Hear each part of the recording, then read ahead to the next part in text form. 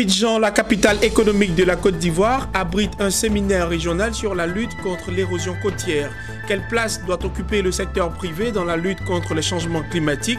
Élément de réponse dans ce journal. Et puis la Côte d'Ivoire accueille pour la première fois le Forum mondial du CIF, le Conseil international du Forum des femmes entrepreneurs. Des détails dans ce journal. Merci de nous rejoindre, mesdames et messieurs. Il s'est ouvert ce mercredi 27 février à Abidjan un séminaire régional sur la lutte contre l'érosion côtière. Comment impliquer davantage le secteur privé dans la mise en œuvre d'actions pour renforcer la résilience de la côte ouest africaine face au changement climatique. C'est la thématique autour de laquelle se sont axées les différentes discussions de ce séminaire pour trouver des solutions face à l'avancée de la mer en terre ferme. Le reportage de Mondésir Nascimento Gifini et Marie Seri. Abidjan en terre ivoirienne se tient pendant 2 jours la première concertation du programme WACA, West Africa Coastal Areas Management Programme.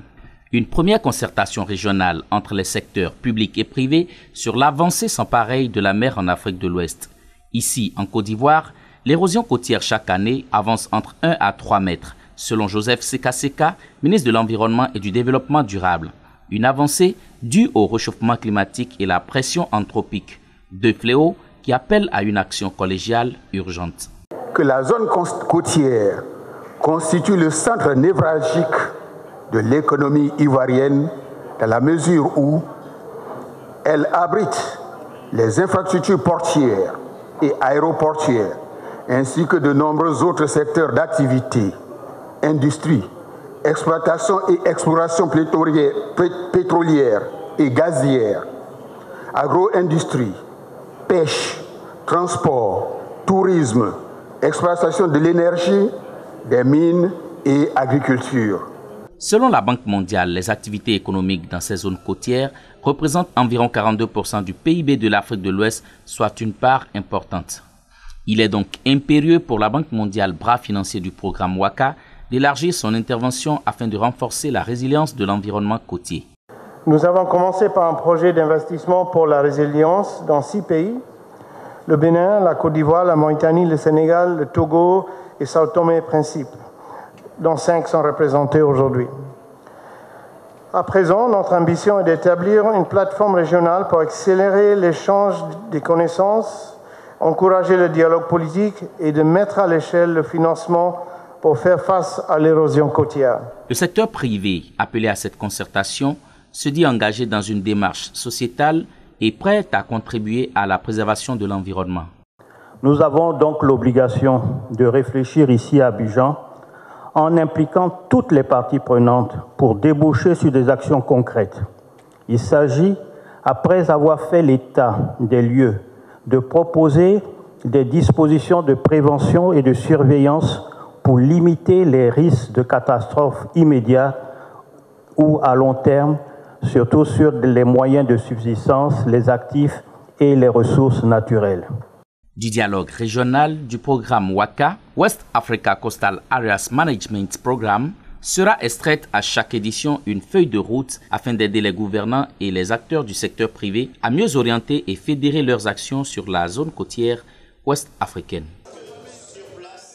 La dépigmentation ou encore la décoloration de la peau, cet autre phénomène qui sévit en Côte d'Ivoire depuis quelques années, était au cœur d'une rencontre ce mardi à Abidjan.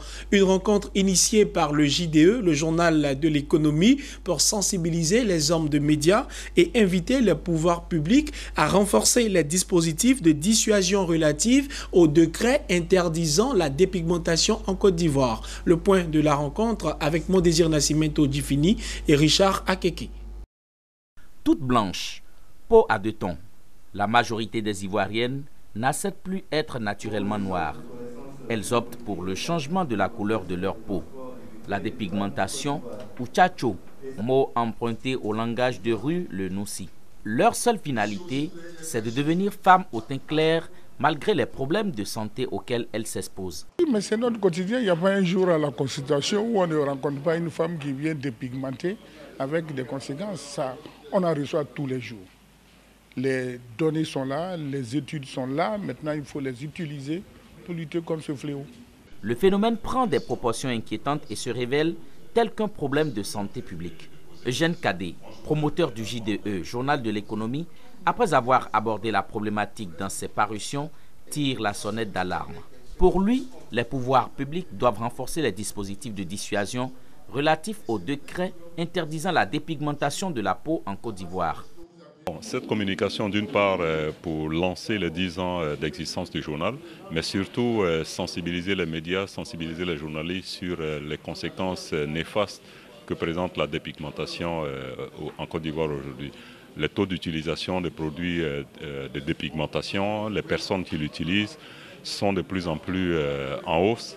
Et de notre point de vue, il fallait sensibiliser les médias pour que les uns et les autres s'approprient, on va dire, ce thème-là et fassent en sorte de sensibiliser les populations sur ce qui est devenu un fléau et un problème de santé publique.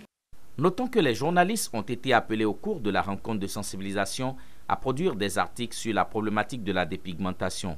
Le JDE, Journal de l'économie qui célèbre l'an 10 de sa création, compte pérenniser cette rencontre périodique à l'intention des journalistes, une autre façon de participer à l'animation de la vie publique.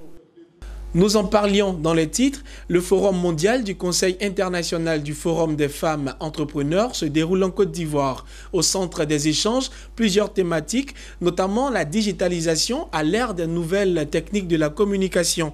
Des femmes leaders venues du continent africain et d'ailleurs pour partager leurs expériences et pour parler affaires. Lawani Babatunde et Eliane Kwasi. Elles sont arrivées du Gabon, Mali, Niger, Sénégal, Canada et surtout la Tunisie, avec une délégation forte de 50 femmes entrepreneurs pour se retrouver au bord de la lagune et briller à Abidjan. Ces femmes leaders participent au Forum mondial du Conseil international du Forum des femmes entrepreneurs, le CIF. La première édition organisée en Afrique. 2 jours durant, elles ont assisté à des expositions d'art et un panel sur la digitalisation.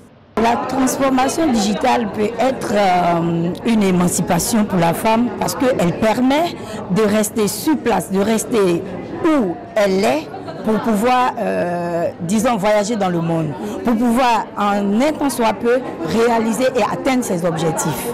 Aujourd'hui, on n'a plus besoin de se déplacer pour arriver en Asie. On n'a plus besoin de se déplacer pour traiter aux États-Unis, par exemple. Donc, la transformation digitale est très importante pour l'émancipation de la femme et pour l'autonomisation de la femme. Ces femmes chefs d'entreprise et leaders d'organisation sont surtout à Abidjan pour partager les bonnes pratiques et faire des affaires. De cette rencontre, plusieurs partenariats ont été noués entre entreprises tunisiennes et ivoiriennes pour aller à la conquête de nouveaux marchés. L'Afrique d'aujourd'hui, c'est un continent qui nous appartient. On veut y être, on veut investir, on veut contribuer à sa bonne marche. Là, c'est du win-win, c'est du gagnant-gagnant. Comme je viens de vous dire, l'Afrique, c'est notre Afrique. La Tunisie, c'est votre deuxième pays. Et on a les bras grands ouverts et le cœur aussi. La première édition du Forum mondial du Conseil international du Forum des femmes entrepreneurs en Côte d'Ivoire s'est achevée avec un dîner gala féerique et une journée touristique leur a permis de découvrir toute la richesse culturelle, artistique et gastronomique ivoirienne. En prélude à la célébration de la Journée mondiale de la femme prévue pour le 8 mars prochain, la société de pain Vlisco a organisé une journée récréative à l'endroit des femmes africaines vivant en Côte d'Ivoire. Objectif, lancer officiellement le pain Femme d'honneur, un pain qui jadis avait du succès. Selon les promoteurs, pendant plus de 100 ans, les femmes africaines ont contribué à la valorisation de ce pain. Nous restons toujours avec les femmes. Elles contribuent également au suivi des bébés. Une action saluée par l'ONG Agir pour l'égalité, l'équité et le développement durable. Cette ONG a décidé de primer le bébé le mieux suivi de la ville de Soubré, quand on sait que selon les statistiques en Afrique, seulement 43,90% des femmes africaines enceintes effectuent au moins 3 consultations prénatales et qu'en Côte d'Ivoire, 9 enfants sur 100 meurent avant l'âge de 5 ans. Suivez le reportage de Mamadou Koné, commentaire Hervé Blayon.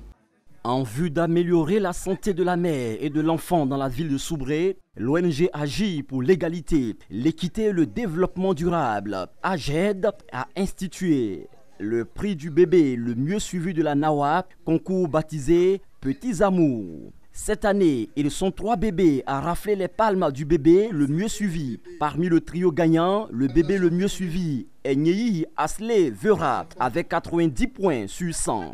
Voilà. Et on applaudit fort, mesdames et messieurs. Ah, c'est pas fini, hein? C'est pas fini. Elle va les bras très très chargés. Le président du jury de ce concours, Guy Clia Firmin, a rappelé les critères qui ont permis de départager les participants. Il s'agit entre autres d'avoir fait les consultations prénatales, avoir accouché dans un centre de santé et avoir déclaré l'enfant à l'état civil, non sans avoir oublié l'allaitement au sein jusqu'à 6 mois, le suivi du calendrier vaccinal, consultation pédiatrique mensuelle et dormir sous la moustiquaire imprégnée. En Côte d'Ivoire, 9 enfants sur 100 meurent avant l'âge de 5 ans et les principales causes sont liées au paludisme, aux infections pulmonaires, à la diarrhée et à la malnutrition chronique. Face à ce tableau sombre et en vue de participer en appui aux actions de l'État à l'amélioration de la santé du couple mère-enfant que l'ONG a lancé le concours des petits amours ou du bébé le mieux suivi pour inciter les mères et leurs époux au suivi des bébés et mamans. Depuis 1 an, nous avons suivi les enfants de janvier 2018 au 31 décembre 2019. Ce concours a pour mission de faire en sorte que les mamans suivent les programmes de planning familial et que les enfants soient suivis au niveau de leur pesée, au niveau des vaccinations, au niveau des consultations pédiatriques, de manière à ce qu'en somme, on diminue les morts suite au palu, les morts suite à la maltraitance, les morts suite à la malnutrition et également les morts suite aux accouchements et aux suites de couches. Notons que pendant 3 mois, les parents ont été sensibilisés et formés sur la nutrition, l'hygiène, les consultations prénatales pédiatriques, la nécessité d'accoucher dans un centre de santé et de se faire suivre en faisant ses vaccinations. Au Nigeria, c'est officiel, le président sortant Muhammadu Buhari est le gagnant du scrutin présidentiel du week-end dernier selon les résultats communiqués par la commission électorale du pays. Le général de 76 ans, président en exercice de la CEDEAO, s'offre ainsi un 2e mandat à la tête de la plus grande économie de la région. Au rang de ses principaux défis figurent de nouveau, notamment la lutte contre la corruption et le terrorisme. Voilà qui met fin à cette édition. Merci de rester fidèle à votre chaîne panafricaine d'information économique.